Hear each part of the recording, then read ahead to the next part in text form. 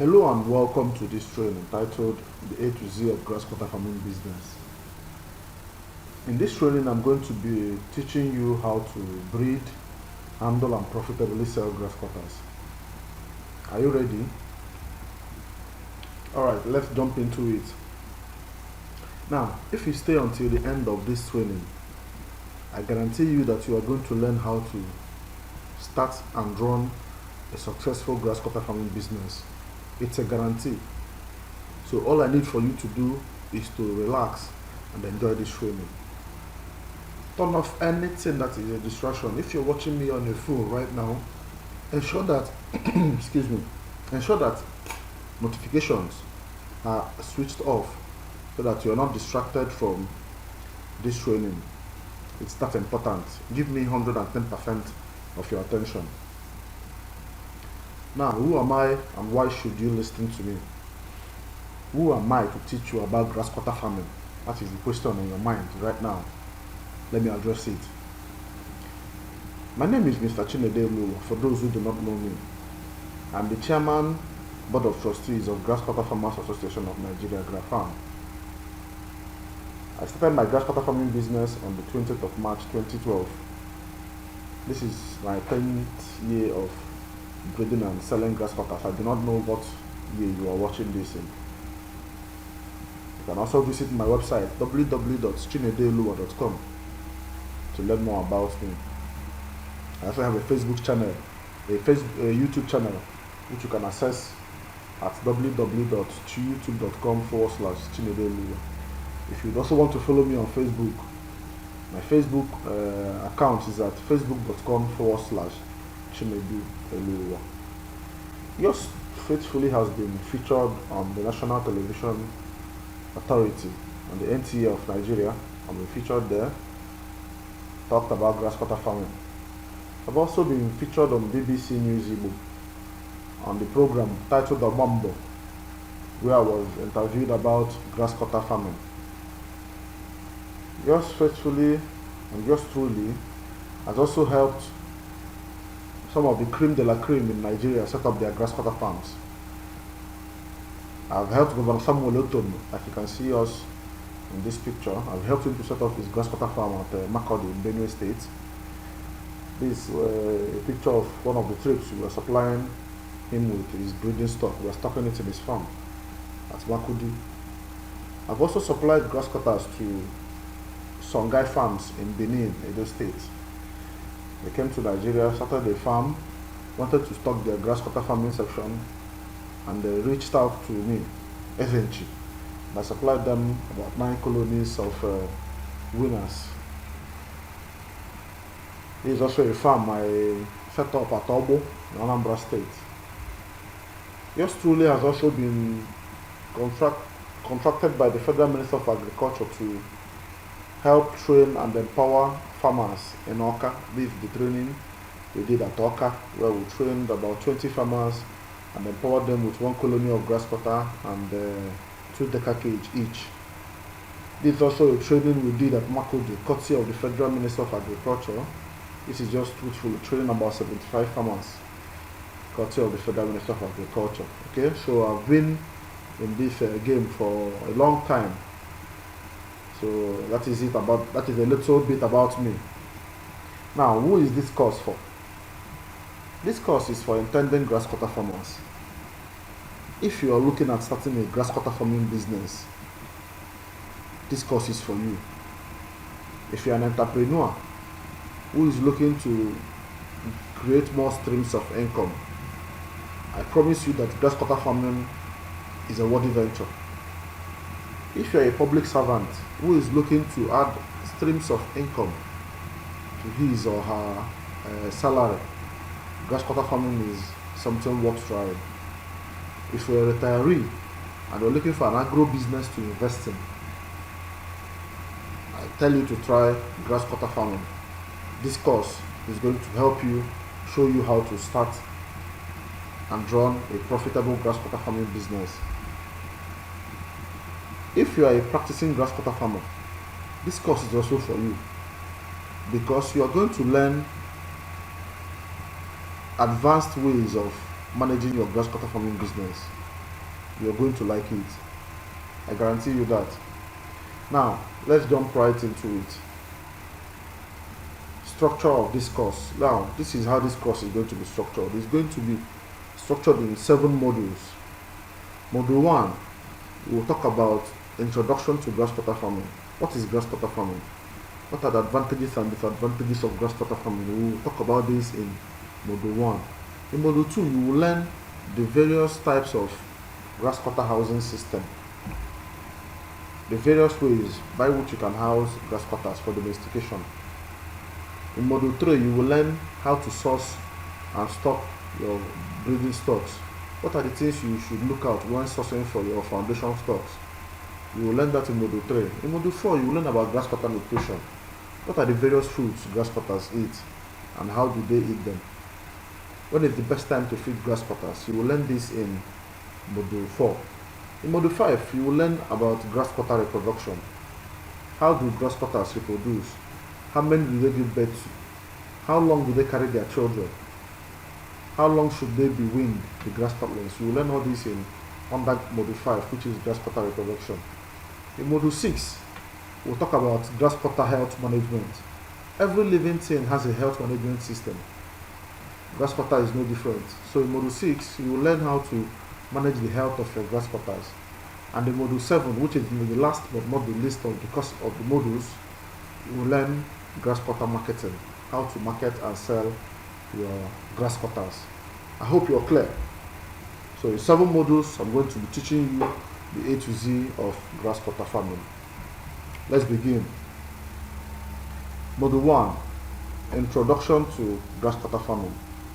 What is grasscutter farming? Grasscutter farming is the art and science of breeding, handling, and profitably selling grasscutters. My friend, grasscutters are not agriculture, are not pets. They are agricultural pests. So the ability to domesticate them is what grasscutter farming is all about. The art and science of successfully breeding, carefully handling, and profitably selling grasscutters. Grasscutter farming allows farmers to earn money while responding to the demand for the meat of grasscutter without putting these grasscutters at risk.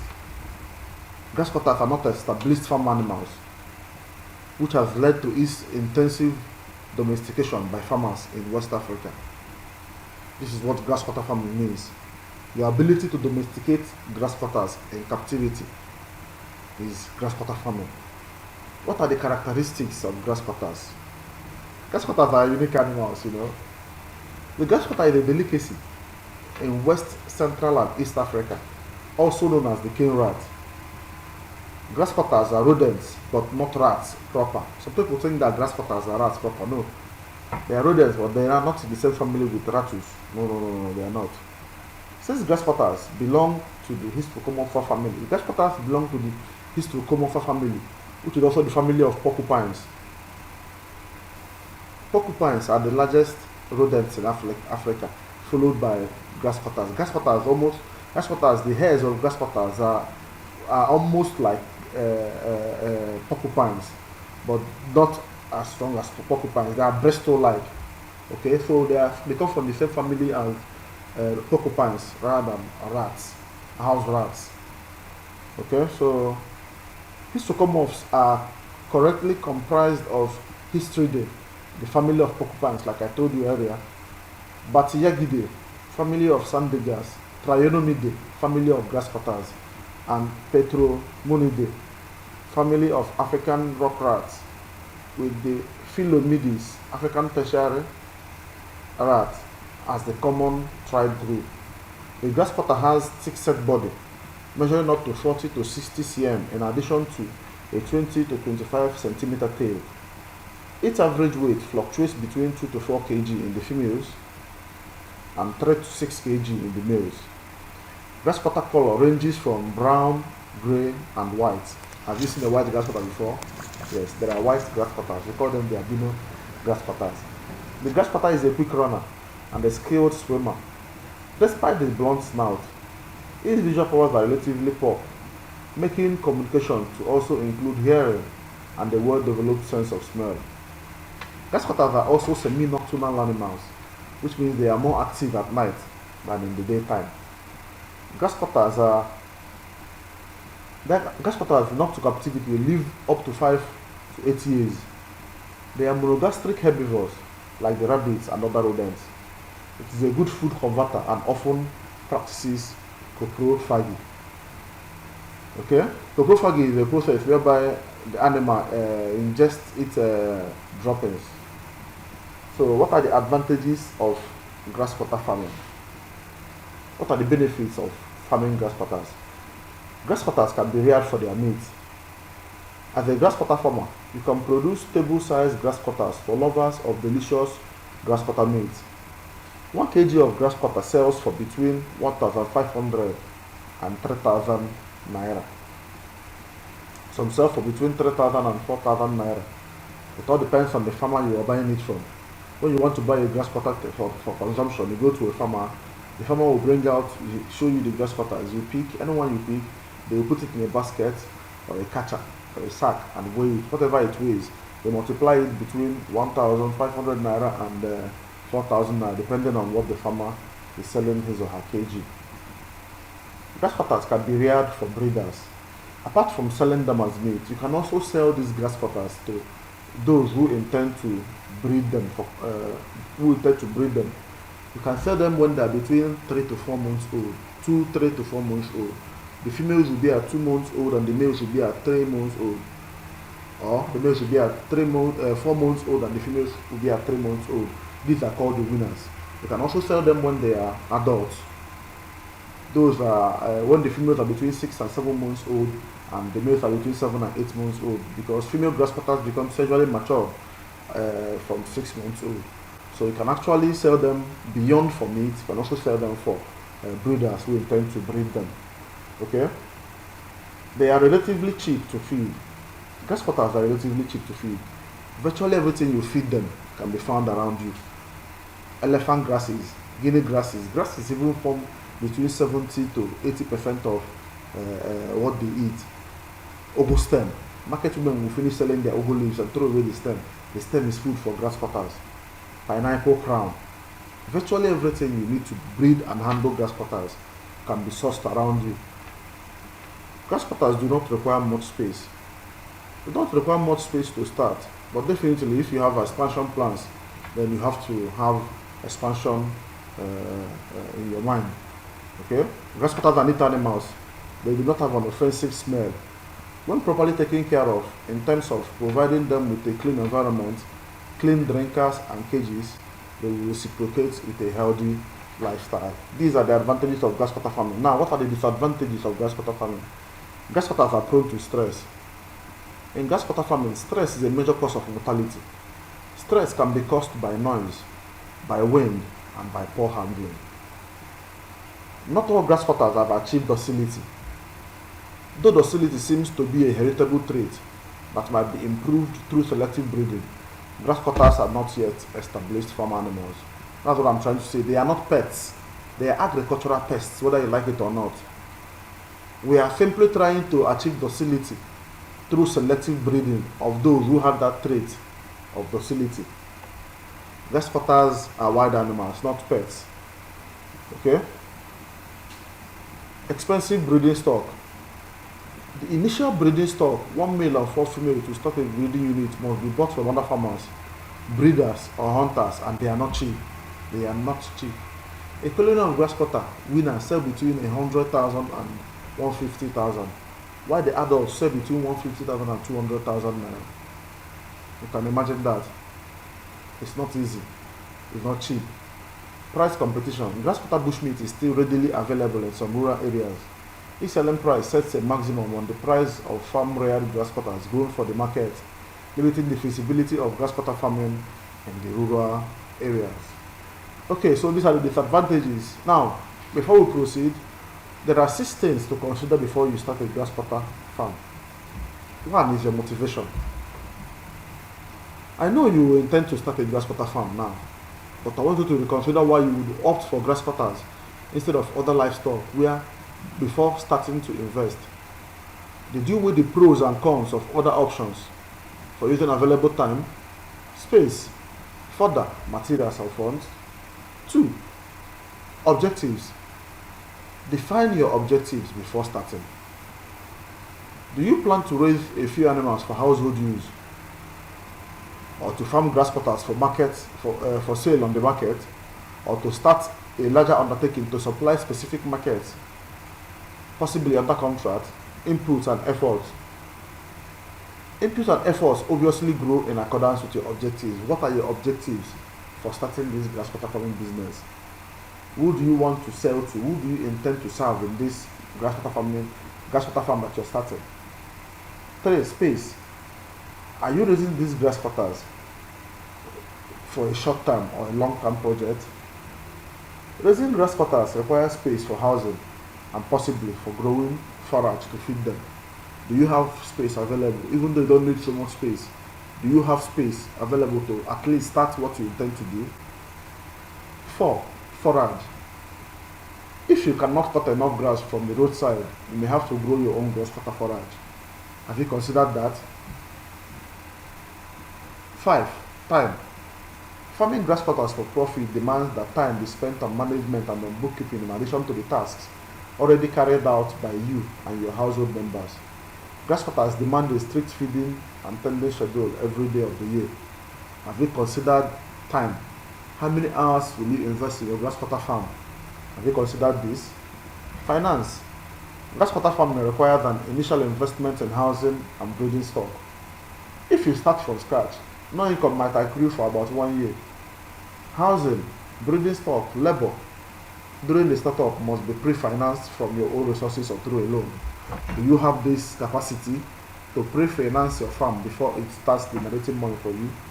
I'd like you to take some time and go through these six things to consider before starting a grass cutter farm, and get yourself prepared before you jump in.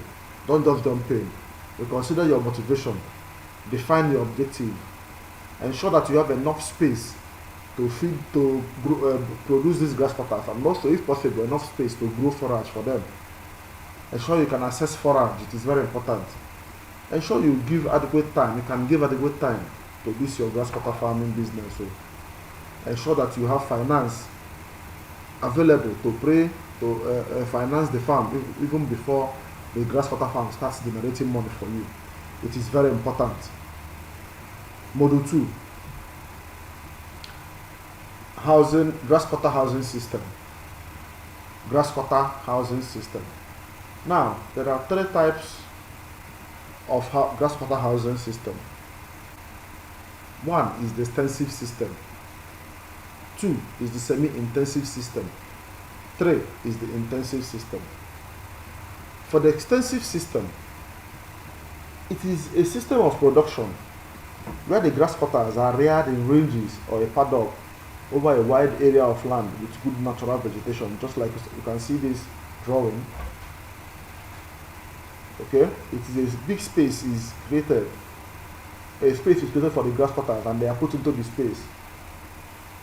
An area of 12 square miles can be provided for each family.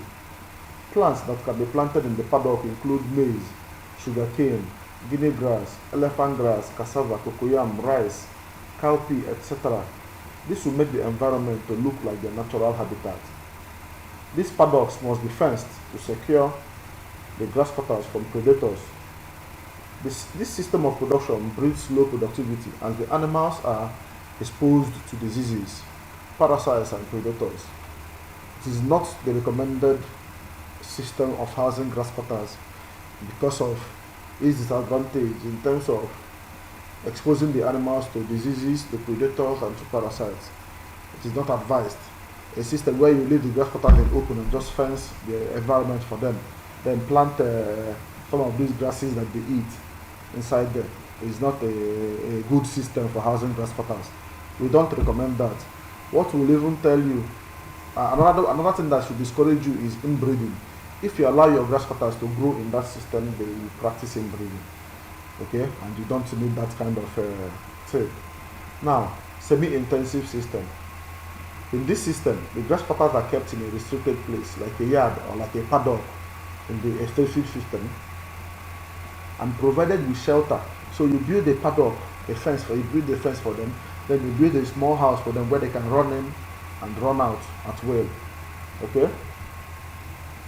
And provide shelter consisting of constructed house or nest or cave located at one part of the yard or paddock.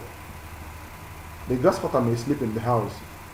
Their bedding should be changed regularly with dry grass. Disease infestation is low in this system, and the productivity rate is higher here as compared to the extensive system. That is for the semi-intensive system. Now, for the intensive system, which is the recommended system of housing grasscutters in modern day grasscutter production. In this system, the grasscutters are confined to a grasscutter building all their life. This is the preferred system for large-scale grasscutter production. The grasscutters are raised in cages or hutches, which are located in the grasscutter building. Okay? The intensive system allows for a proper control of the grasscutter environment. It saves labor, reduces production inefficiency, and reduces the possibility of disease infestation. It is the best way to house grasscutters. Grasscutters are kept in cages all through their life. It is easy to identify which one is sick. It is easy to identify which one is pregnant. Unlike in the extensive or semi-intensive, where they roam around and do all sorts of things. It is the best way to domesticate grasscutters in captivity. Okay? In the intensive system, there are 4 ways to house grasscutter. You can house them through using the concrete wall cages or hutches. You can house them using the concrete floor cages or hutches. You can house them using the wooden cages, iron mesh cages. Okay? Now, let's take them one after the other. The concrete cages are recommended for commercial grasscutter farming because they are cheaper to build. You can use the wooden and iron cages to start up your farm. You can also use the iron cages for a large commercial setup if you can afford to. That is just it. Okay? The concrete wall cage is also the same thing as the concrete floor cage. But the difference is that the concrete floor wall cage is built on the wall using concrete, while the concrete floor cage is built on the floor using concrete too. Okay? You have the wooden cage, you have the iron mesh cage. Okay, so that is just how the 4 ways you house your grasscutters. You can house them using the concrete wall cage under the intensive system. You can house them using the concrete wall cage, the concrete floor cage, or you can house them using the wooden cages or iron mesh cages. If you're using the wooden cage, you simply locate a welder, a carpenter.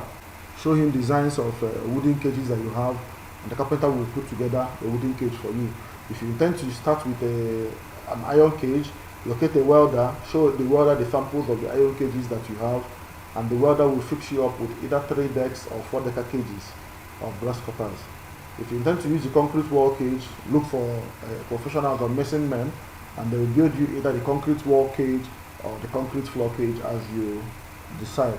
Each colony is housed in 2 rooms, which is a room and parlor kind of setting. Okay, the measurements to use to house a colony is 5 feet by 2 feet. Okay, that's 5 feet. You now divide it into 2.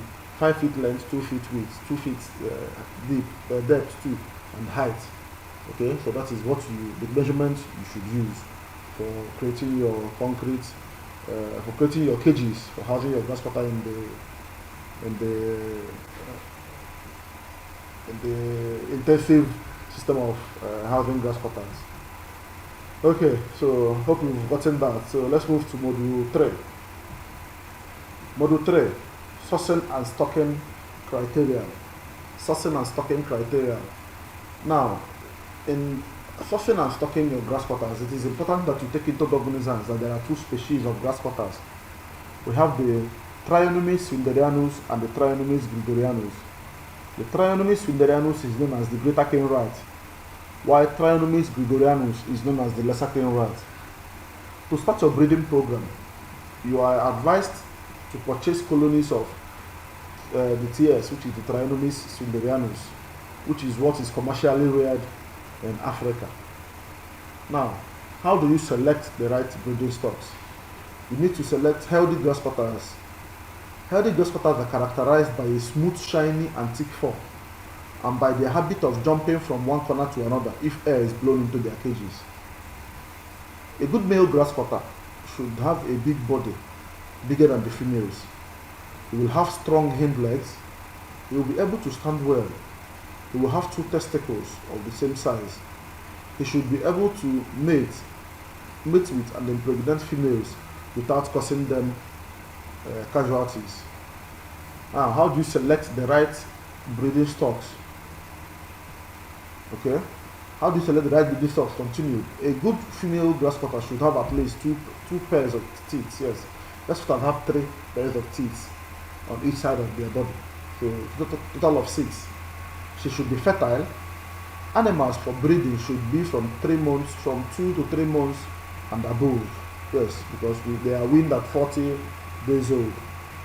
Do not select males and females from the same family to avoid inbreeding. That's what I'm saying. We try to avoid inbreeding. Select animals with good reproduction and health history. Buy your breeding stocks from verified farmers. It is very, very important that you buy your breeding stocks from farmers who you know that have a good record of having healthy and quality grasscutters, so that your own farm will take same precedence. Okay? Now, how do you handle your grasscutters? Grasscutters can be handled for various reasons. They can be handled for health inspection. They can be handled for gender differentiation, for sale, and for isolation. Now, how do you handle your grasscutters? You handle your grasscutters by the tail. Okay? Step 1 is you handle the grasscutters by, okay, you can handle the grasscutters manually. You can handle the grasscutters using a catcher, which can either be net or iron, just like the picture shows here. Okay, that is how you handle your grasscutters. You can handle them manually or with catchers. Catchers can be either made of iron or made of net. Okay, to handle manually, you can simply grab like the tail by the center with your left hand. Ensure that the leg of the grasscutter, the hind legs, are lifted up. Only the foreones should be on the ground so that they can now easily run. Then you grab the waist with your right hand and then you turn upside down to examine. Okay, that is how you handle your grasscutters. If you cannot handle them like that, it is advised that you get a catcher so that you don't stress out the animal and also stress out yourself. Now, how do you differentiate between a male and a female grasscutter? Now, when you have handled your grasscutter, you have cut it, you have held it with your left hand, grab the waist by with your right hand, turn it over. The easiest way to determine the sex of grasscutters, even soon after birth, is through the distance between the anus and the genitals, which in males is over twice the distance of that in females. In males, the distance between the anogenitals will be very far. In the females, it is very close. Okay, that is how you differentiate between a male and a female grasscutter. I hope that was clear. Okay, module 3. Now, grasscutter nutritions. In this module, I'm going to be sharing with you the feeds that grasscutters eat, the formula for feeding grasscutters, and how to make pelletized feeds. Yes, grasscutters have their own pelletized feeds that you can make for them. The same way you feed your chickens, you feed your, what are they called, with pelletized foods. Same way we can do that in grasscutter farming. Now let's jump into it. Feeds consumed by grasscutters. Being herbivorous animals, 70 to 80% of the feed that make up the grasscutter diet should be basically forage. Other types of feed, including fruits, cassava, and maize, should be given in smaller quantities. Grasses, legumes, leaves, and crop residues may all serve as forage. Now, what are the various grasses that grasscutters eat? Grasscutters eat elephant grass, which is also known as Pennisetum purpureum, or also known as napier grass. It's a very popular grass. Some people in Imo State or Abia call it achara. They use it to cook soup. Grasscutters love it a lot. The grasscutters also eat guinea grass, botanically known as Panicum maximum. Grasscutters eat maize. Everything in maize is food for grasscutters. The seed is food for grasscutters. The corn husk is food for grasscutters. The leaves after the maize has been harvested is food for grasscutters. Okay, grasscutters eat sugar cane. They love it a lot. They eat the leaves too. Grasscutters eat African giant star grass. They eat the Gambia grass. They eat the sheep grass. Grasscutters eat bamboo. Grasscutters also eat wild sorghum. Okay, they love these grasses. Other plants and weeds that grasscutters eat include stylo and spudgeweed. Grasscutters also eat Indian goosegrass. This grass that is popularly found in local fields. Okay, it's also medicinal, so they consume that. Grasscutter feeding formula. How do you feed your grasscutters? You can feed your grasscutters from using three formulas. Formula one is 000, 100 rather. In this feeding formula, it entails feeding the grasscutter only once a day. So you feed them, you load a lot of food in their cage, probably in the morning, and you leave them till the next day. Formula 2 is 101. In this feeding formula, you feed them in the morning, you don't feed them in the afternoon, you feed them at night. This feeding formula is used by those who work a 9 to 5 job. Okay, they wake up in the morning, they feed their grasscutters, they go to their work, they feed them enough food to last them till the evening when they come back. So because they're not available in the afternoon, in the evening, they simply go and come back and feed the grasscutters in the evening till the next day. The third and most recommended mode of feeding is the 1-1-1. That is, feed them in the morning, feed them in the afternoon, feed them in the evening. If you cannot afford to do this, you can simply try or use the 101 formula, where you feed them in the morning, you feed them in the afternoon, you feed them in the evening. In the morning, you can feed them grasses, elephant grasses or guinea grasses, depending on what it is available around you. In the afternoon, you can feed them with pelletized feeds. Okay, or you can feed them with corn, or you can feed them with cassava tubers. Okay, in the evening, you repeat grasses or ugu stem. Okay, so grass in the morning, pelletized feed in the afternoon to give them balanced diet, and then ugu stem or grass in the evening too, till the next day. Now, how do you make your pelletized feeds?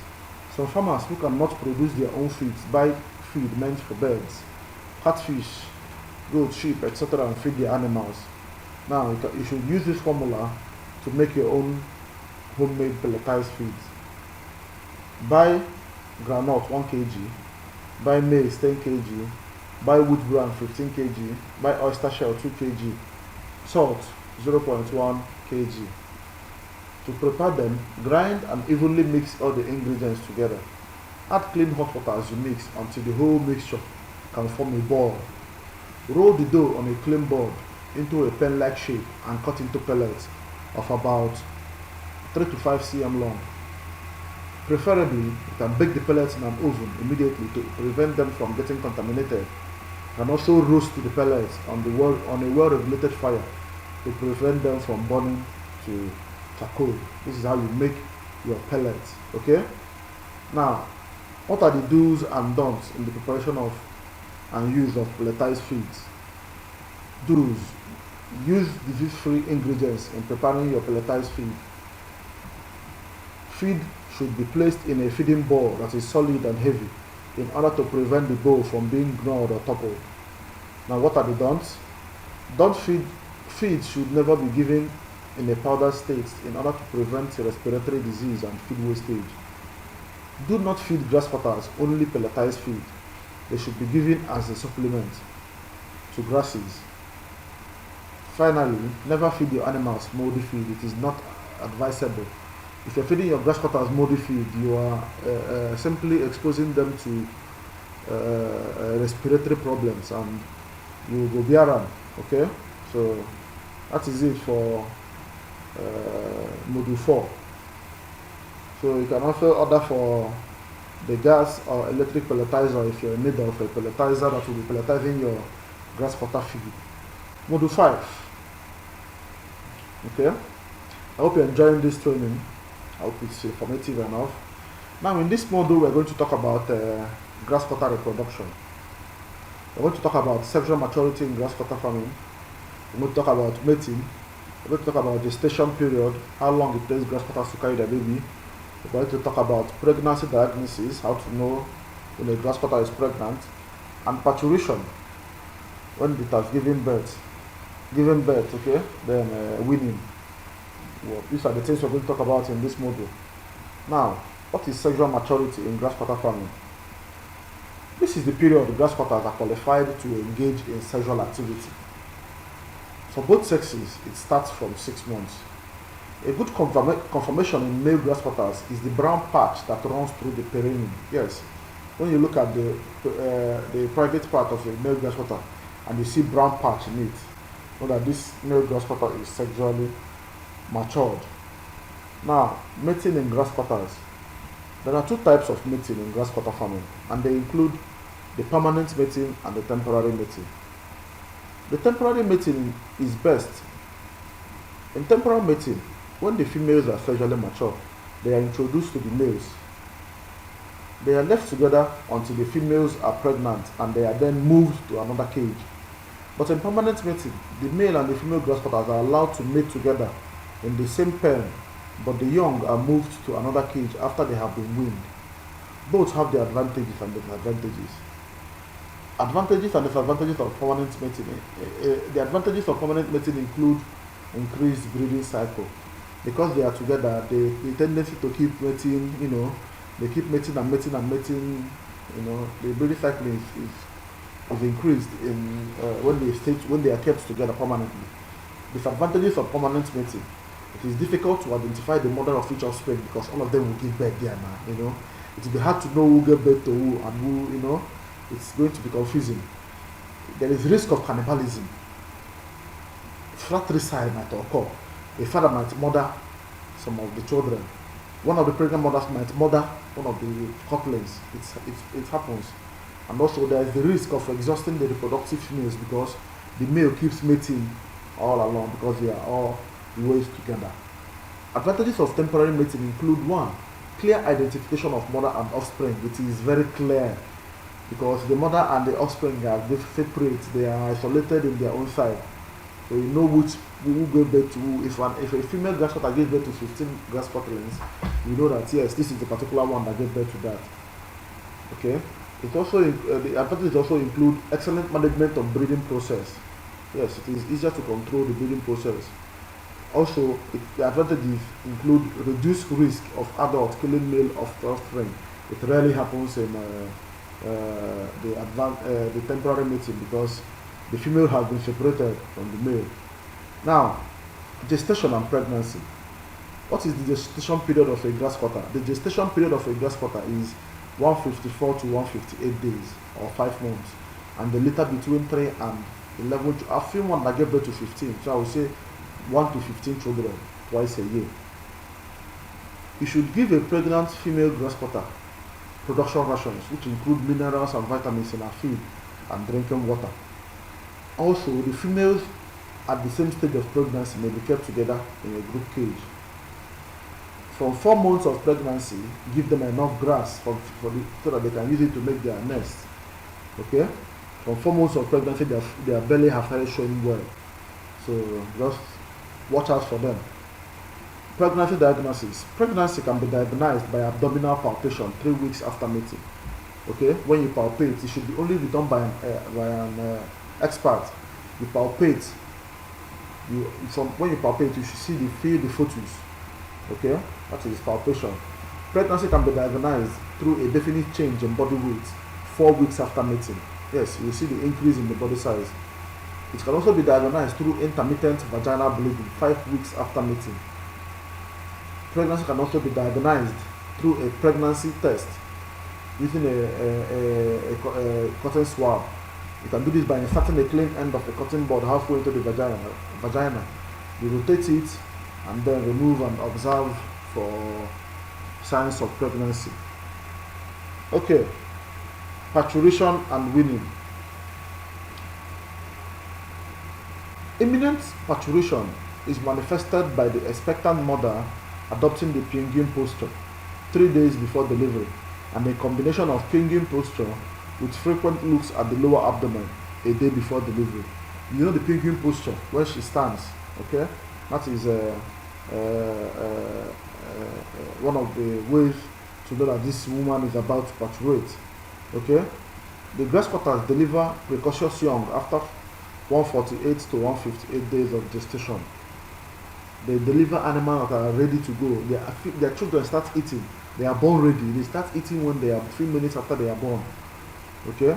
Whatever their mom eats, they start eating. That is the beautiful thing about grasscutters. Grasscutlings are born precocious. Okay? To maximize the litter index, the young should be weaned at 4 weeks, preferably, or when they have attained a weight of 500 grams, which may take up to 6 weeks. The doe can be crossed soon after weaning, but it is advised to allow her some 10 days rest before she is brought to the male for the next mating season. Okay? Female grasscutters, once they take in and they deliver, you should wean the children at least 4 weeks or 40 days. When you wean them, it is not suggested that you take the female back immediately. Give her some time to rest. Now body they work this thing, no be fire, body no be firewood. Give her some 10 days rest, and then you can now send her back to the male. I hope this particular module was very, very educative. Thank you for listening to this module. In module 6, we are going to be talking about the health management of grasscutters. We will talk about preventive hygiene. We'll talk about ailments, symptoms, treatments, and preventive measures. We'll also talk about deworming and the first aid box. Now, preventive hygiene. You need to inspect your animals visually every day. You need to ensure that you inspect grasses before you feed them to grasscutters. That is why we suggest that when you cut your grasses, you keep them at least a day before you feed it to your grasscutters, so that any pests on the grasses can leave before the grasscutters are served with that grass. You need to feed your grasscutters adequate rations daily.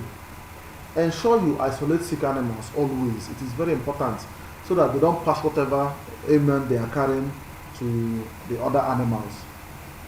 You need to clean the cage at least 3 times a week. It is very important. Clean your cages. I see some people who leave their cage so unattended to, such that the waste will have a high. Wow, that's something, man. Clean your cage at least 3 times a week, even if you don't have time. 3 times a week is not bad. And also invite an animal scientist and a vet whenever necessary. It's very important. Now, you need to learn about the sugar lemon solution. It is used as a preventive measure.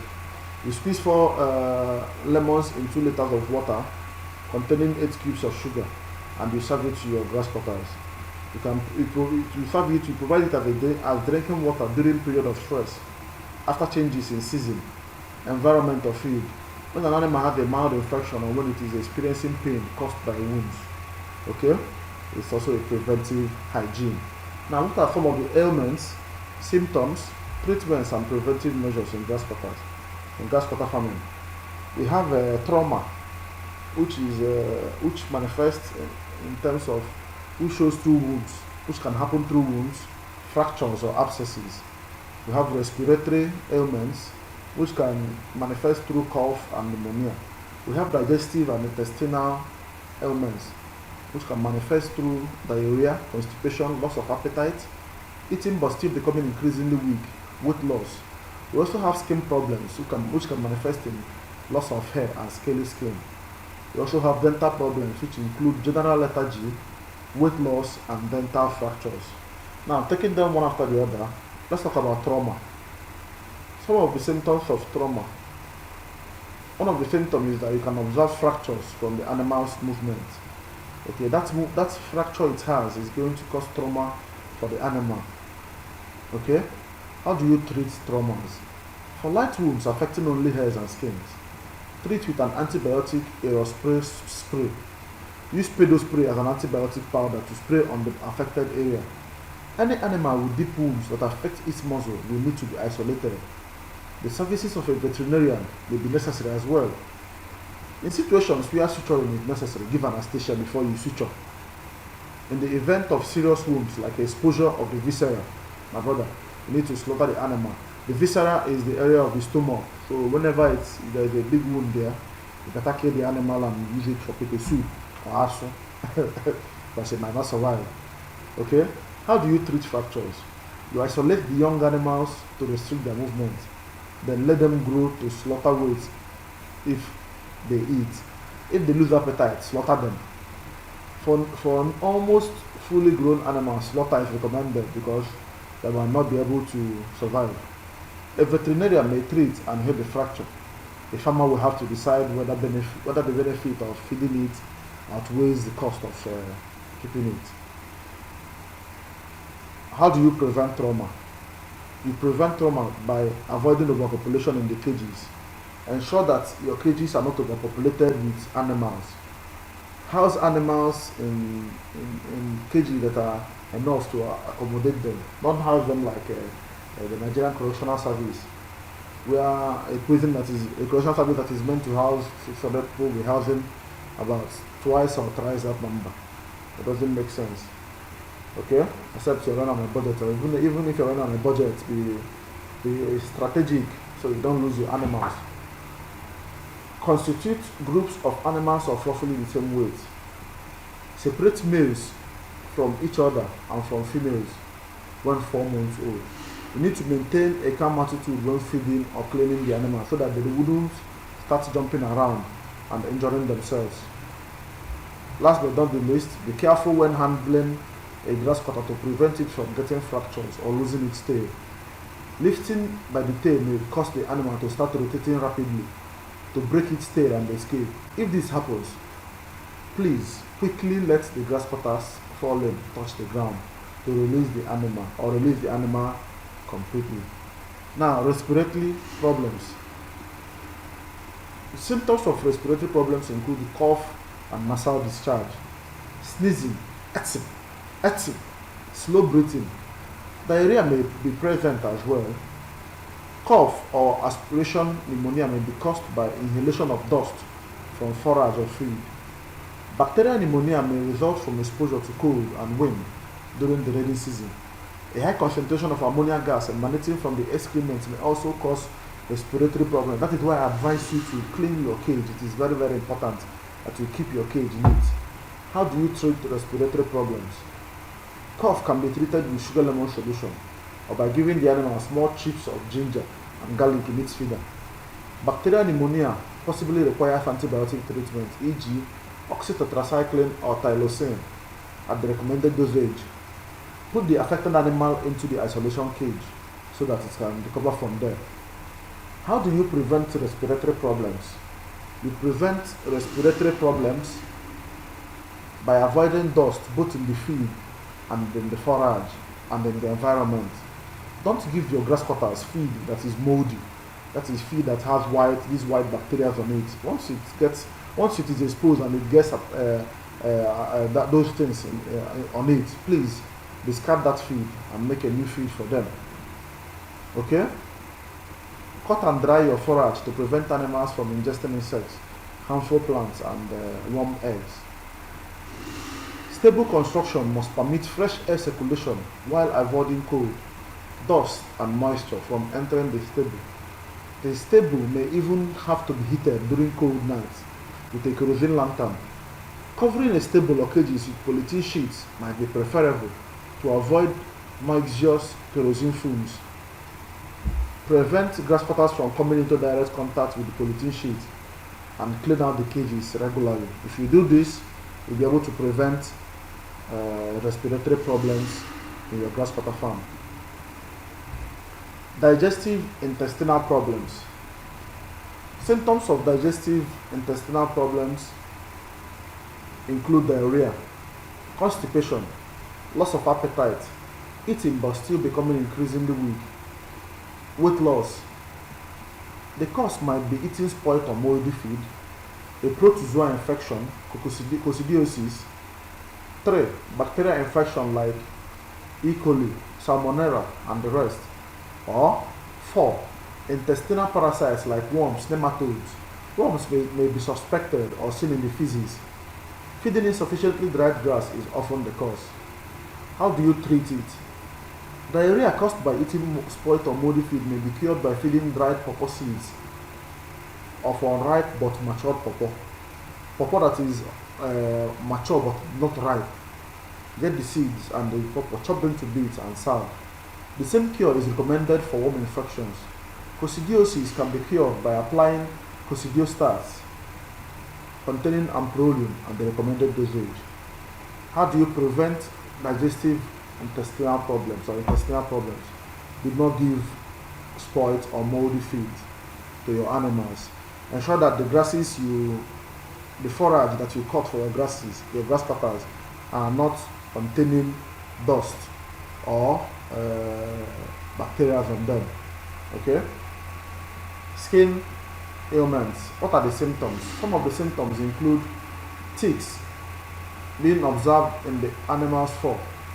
Mites can also cause mange, which will result in the loss of hair and scaly skin. How do you treat it?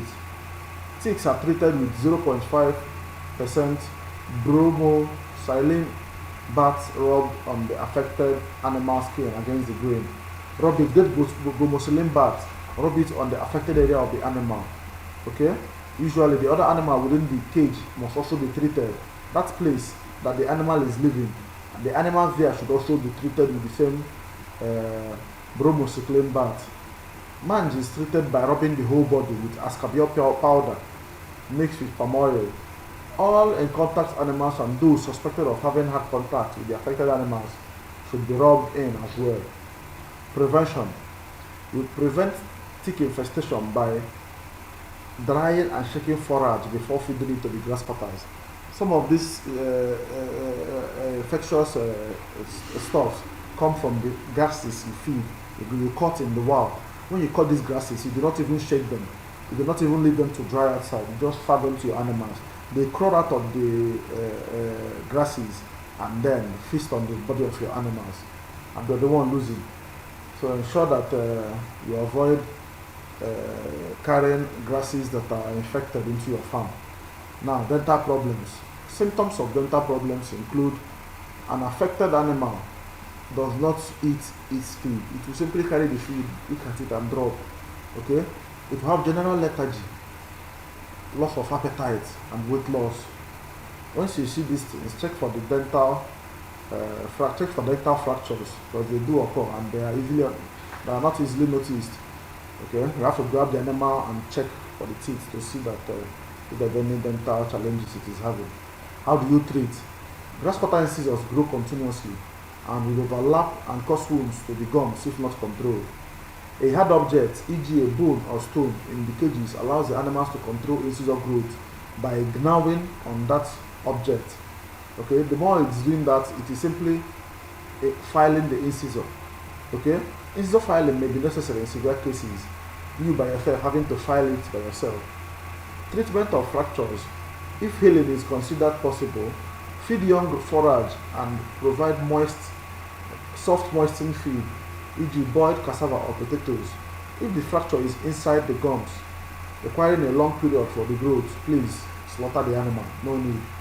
How do you prevent this? Ensure that your grass cutters are helped to control the growth of their incisors by giving them bone, stone, or to gnaw on from time to time. That is why the drinker is also comes in handy. You know, the drinker is made of cement, so concrete, so they can easily gnaw on that. And then the door of the cage is made of iron, so they can easily gnaw on these things. Now, how do you deworm grass cutters? According to research, grass cutters have been found to be infected with certain worms. Therefore, it is important that they are dewormed appropriately. To deworm grass cutters with mebendazole. You can deworm them alternate months. Like if you deworm this month, you won't deworm the next month. You deworm the upper month. You can do it 6 months interval. Okay? You can do 4 months. You can do 2 months. But I suggest you do 2 alternate months. 25 mg in drinking trough for a colony of 5. Okay? That is how you deworm the grass cutters. Now, first aid box You should have a phase 8 box in your farm. The Grasscutter Farm's phase 8 box should always be the first line of defense in most situations. Pharmaceutical products that should be in the first 8 box include betadine as a local antiseptic to clean wounds, antibiotic aerosol spray for wounds, mebendazole and piperazine against worms, broad spectrum antibiotic e.g. banosinin in powder or injectable form, oxytetracycline 20% in powder or injectable form, gentian violet, the very popular GV, then cotton wool and scissors. I hope this particular module was interesting. Okay, so we'll move to the last but not the least module, which is Grasscutter marketing. Grasscutter marketing and sales is the ability for you to successfully and profitably sell these grass cutters which you have produced from table size to either when you're selling them for consumption or to breeders. Okay? Now, if you want to succeed in grasscutter marketing, you have to look at grasscutter marketing from two angles. Angle one is you have to find out who your buyers are. There are two major buyers of grasscutter: the consumers and the breeders. Consumers are those who buy it to eat. Okay? Then the breeders are those who buy to breed. Under the consumers, we can classify individuals who eat them under consumers, that's the end users, and also people who sell to them. We're going to categorize them under the same group, which is consumers. That's where you have the restaurants, the bush bars, the event planners, everybody who is in the act of processing grass cutters for it to be consumed. We classify them under consumers. While under the breeder section, we classify them. We can classify people like individual farms who want to buy and breed the animals, research institutions who want to buy grass cutters and breed them for research, undergraduate students, postgraduate students, those who buy these animals to breed them for research. Where are they? Federal government institutions who need to train farmers and also empower them with these grass cutters. These are the two major buyers of grass cutters. Okay, people that buy to consume the table size, and people that buy to breed. Okay, people that buy to consume, what to sell to them is the table size. While people that buy to breed, what to sell to them is the breeding stocks, those that are used for breeding. Okay, the breeding stock and table size are not too different. Mostly those that are sold for table size are matured male grass cutters. Okay, from 10 months old, male grass cutters are okay to be sold as table size grass cutters to consumers. Okay, while for breeders, the winners between 2 and 3 months old and the adults between 6 to 8 months old, they are ready to be sold to breeders who want to breed them. Okay, so you have to identify who your target market is here. Are you producing to sell to the breeders, or do you want to produce to sell to consumers directly? You have to sit down and decide. You can also sell to these two people, but for me, I think it's important that you first of all pick one market that you want to concentrate your effort on. If you're concentrating on selling to consumers, then you have to keep producing and fattening your individual male grass cutters. Okay? Then if you're producing to sell to breeders, then you're going to concentrate on producing animals with quality genes, animals that are docile, animals that can litter more. That should be your concentration. Okay? So who are you going to be selling to? Are you going to be selling to the consumers or to the breeders? Or are you going to be selling to both of them? The moment you have identified who your buyer is, the next perspective you're going to be coming from or looking at this marketing from is, where do you find them? Okay? Now, if you are able to identify who your customer is, the next thing is where to find them and then make them offers that they cannot refuse. You can find your customers online and you can find them offline. Okay? You can find them online and you can find them offline.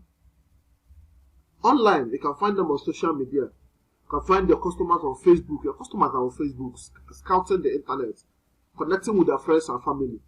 It was on Facebook that Governor Samuel Olutom of Benue State saw me and called me all the way from China. Hello, Chinedu Oluwa. I am watching you on Facebook right now. If you listen well, you can hear yourself on the background. So your customer is there. Your customers are on Instagram. They are on TikTok. Your customers are on LinkedIn. They are on this social media, connecting with their friends, their family, their colleagues. They are on search engines. Your customers are on Google. They are on Google typing searches about grass cutters. They are searching for how to start a grass cutter farm. They are searching for how to mold grass cutter drinkers. They are searching for the best cages for grass cutters. They are searching for a whole lot of information on Google. They are on YouTube making these searches and watching videos about them. Your customers are there. Your customers are using instant messenger. They are on WhatsApp.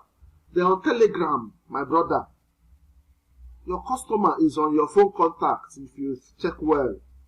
Now, offline, you can find your customers in the hotels, hotel operators, restaurant operators, those that sell these table-sized grass cutters.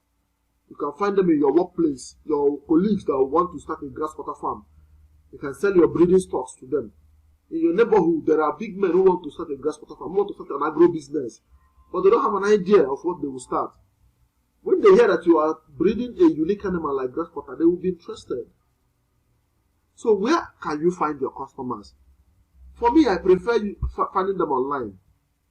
For the past 10 years, I've been selling grass cutters online. Okay? I've been selling on Facebook. My customers on Facebook, I sell their steady. I sell on Google, YouTube. I sell on my WhatsApp Messenger. What I even did recently, I came across an application called Wamation. Wamation gives you the ability to market on WhatsApp, to turn on your WhatsApp marketing. As in WhatsApp marketing on stereo, so that's what Wamation does for you. WhatsApp only allows you to do broadcast to 256 people. But with Wamation, you can send broadcast to over 5,000, 10,000 people. They told me that in the last election, they sent 120,000 messages. You can imagine that kind of power. Ability to reach 120,000 people. That's massive, my brother. What did I do? I signed up on Wamation. I downloaded my phone contacts on Google. I went to my Google contacts and downloaded my contacts, about 7,000 plus, and uploaded it to Wamation. And I'm sending VCs like, what? You know? So, it's something you should do. Leverage social media. You have your Facebook. Your friends are on Facebook. Publish your grass cutter business there so that they will see it often and on. Okay? Publish it. Keep publishing. Publish on your WhatsApp status. Join groups on Facebook. Join groups on Instagram and on LinkedIn. Join farming groups and publish your grass cutter business. When you have breeding stocks for sale, make offers on social media. People are willing to buy. Are you getting me? People are willing to buy. For me, I use Wamation. Let me show you this application that I use to send these messages. It's a powerful application. Wamation.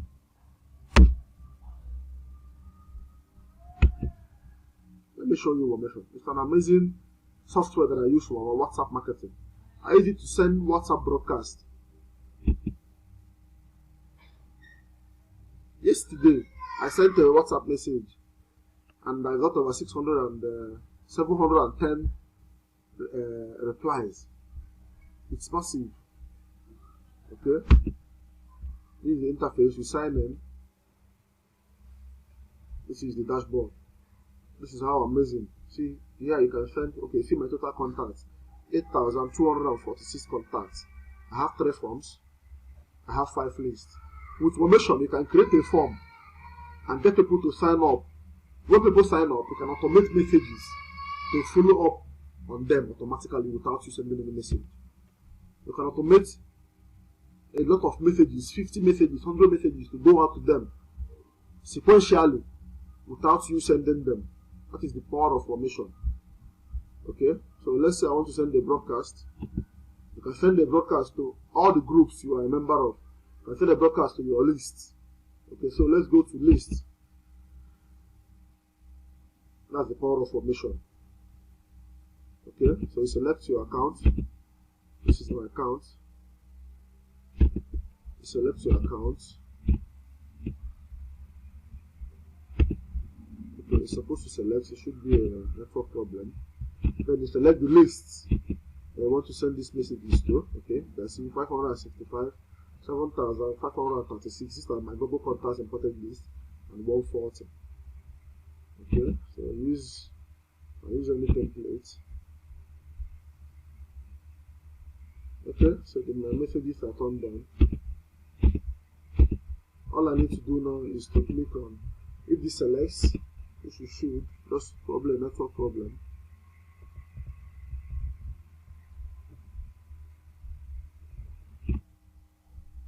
So the moment it selects, my message is there already. All I need to do is to click on. You have the ability to also upload a photo or a video. So awesome. Okay, I need to do is to click on broadcast to list now, and the messages will send out. But I'm not going to click it because I'm not sending any. I don't want to send any broadcast to them now. Let's go to report so you can see what I'm talking about.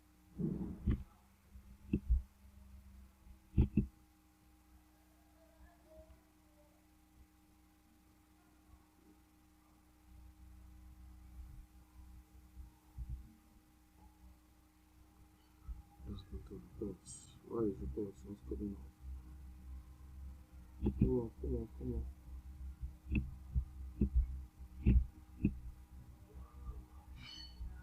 I wanted to go to reports to show you. Okay.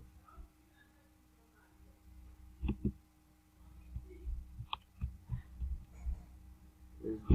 Check out everything. Network is going slow. Let's see.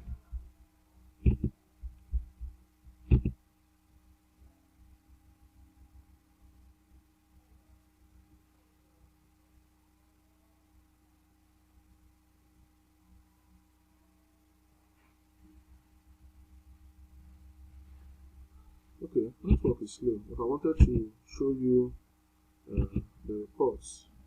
So you can see how it works. So that's it for OneNation. In case you intend to use OneNation to send out your broadcasts, that's how it works. Okay, so that's it for your WhatsApp marketing. I hope this particular training has been informative. I hope you've learned quite a lot. Thank you for going through this training. For questions, please send me a WhatsApp message on +234 8060 58 7854. Okay? So, before I let you go, I want to make you an offer. My book, Grasscutter Farming Secrets, it's available for purchase now. Okay, you can order a copy. I'm selling 6,500, but for everyone who goes through this training, you're getting a 1,500 naira discount. So you're paying 5,000 naira excluding delivery. Tell me your location, and I'll tell you how much delivery costs. Outside Anambra is between 1,500 and 2,000 naira. So let me know where your location is. Alternatively, you can go to seller.co/GFS.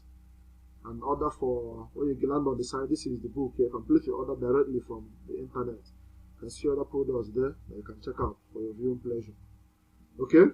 So get a copy so you can be like these amazing people who have gotten theirs and are giving testimonies on the book. Okay? So get a copy, order for your copy so that you enjoy this beautiful book, Grasscutter Farming Secrets: How to Successfully Breed, Carefully Handle, and Profitably Sell Grass Cutters. It's amazing. Get a copy of this book today.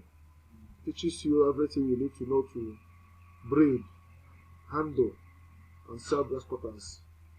Get a copy and smile like these amazing people who have gotten their copies and testified. Okay, so I hope you enjoyed this training. If you did, I'm happy to offer you this book. at a 1,500 naira discount. Let me know and we'll hook you up. Thank you and God bless you. See you some other time. Cheers.